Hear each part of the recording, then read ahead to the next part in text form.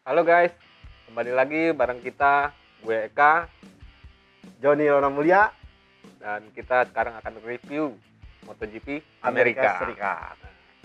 Kalau kemarin kita bicara tentang prediksi kan, Tuh, sekarang kita review dan emang sih ada beberapa yang sedikit di luar dugaan ya, betul. terutama masalah King of Kotanya nih. King of Kota. Apa yang terjadi sama Marquez, John?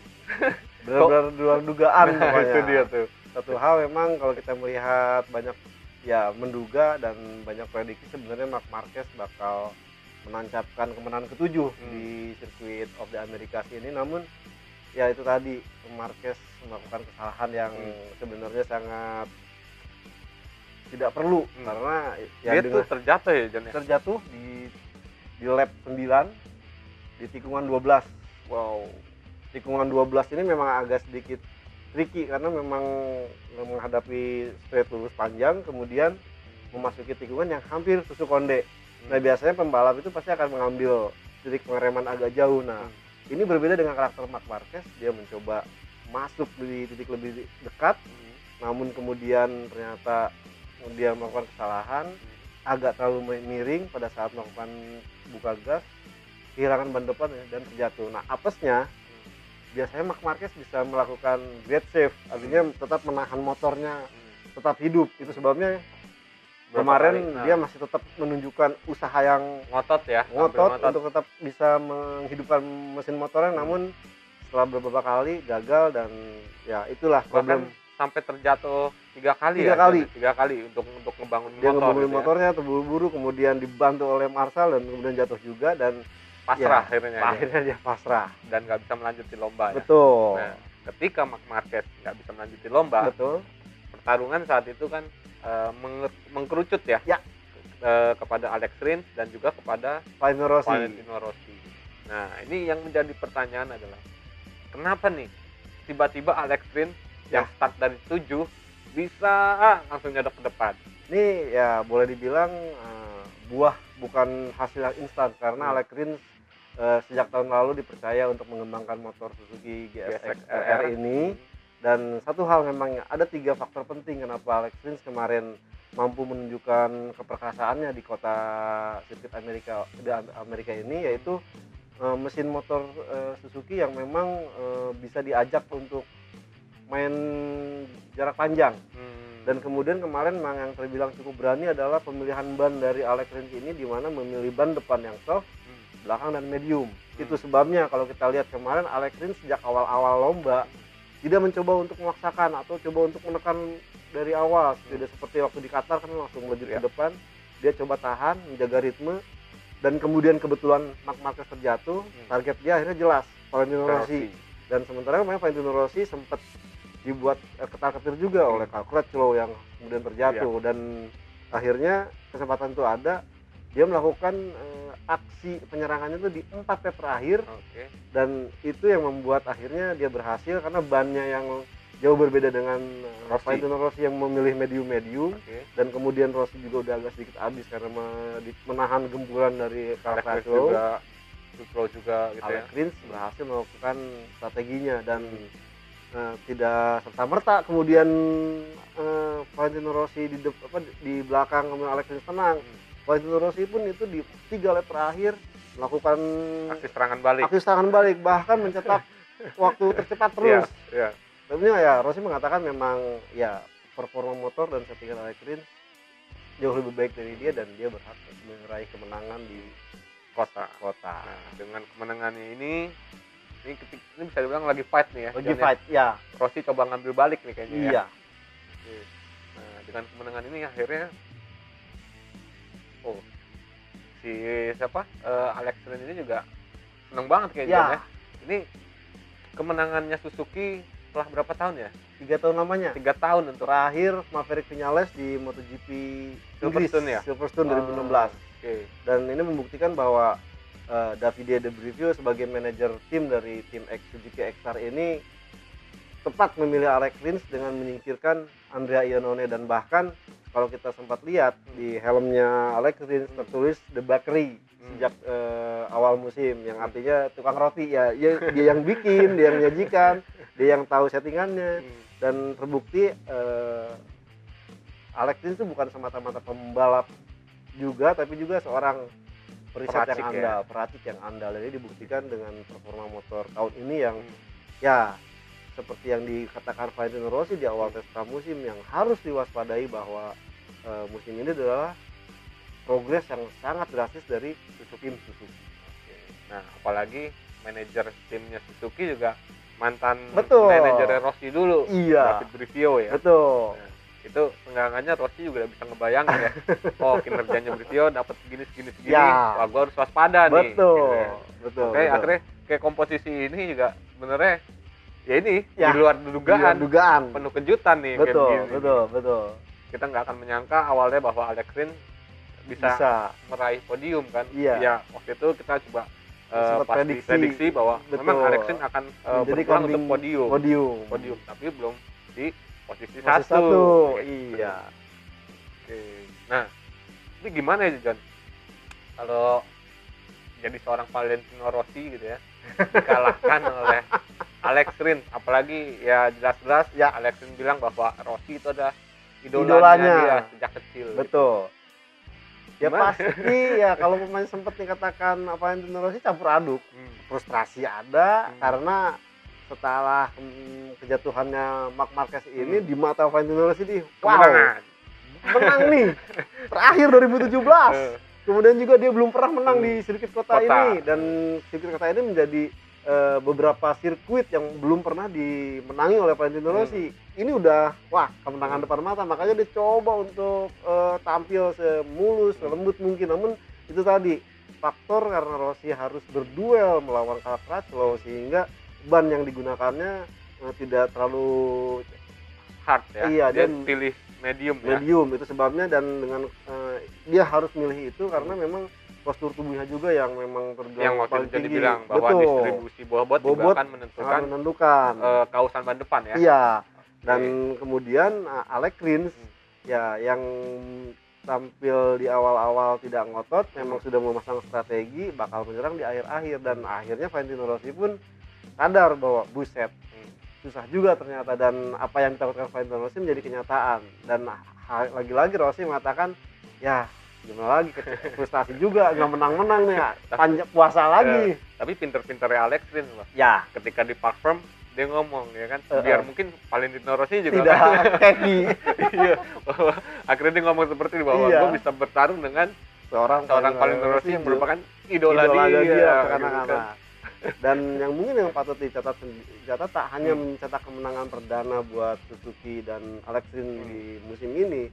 Alex Rins itu mencetak rekor menjadi pembalap pertama yang berhasil menang di kota di 3 kelas berbeda. Oh iya. Sementara Marc Marquez hanya 2 kelas di Moto2 dan di MotoGP. Sementara Alex Rins ini dari Moto3 ya? Dari Moto3 tahun 2013, Moto2 2016, dan akhirnya sekarang di MotoGP tahun 2019. Itu intervalnya 3 tahun sekali. 3 tahun sekali.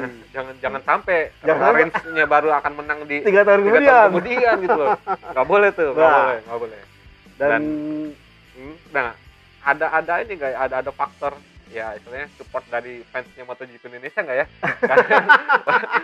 Karena kan waktu itu dia baru kirim video kan, mohon doanya untuk bisa menang di kota gitu kan. Sepertinya ya doa warga Indonesia ikut mendukung kemenangan dari Alex Rins. Fansnya MotoGP Indonesia terutama Suzuki doanya mungkin dikabulkan, ngejarap gitu. Mungkin nextnya bisa didoain lagi. Ya, betul. Nah ini agak sedikit sebenarnya ketika Rins menang ya.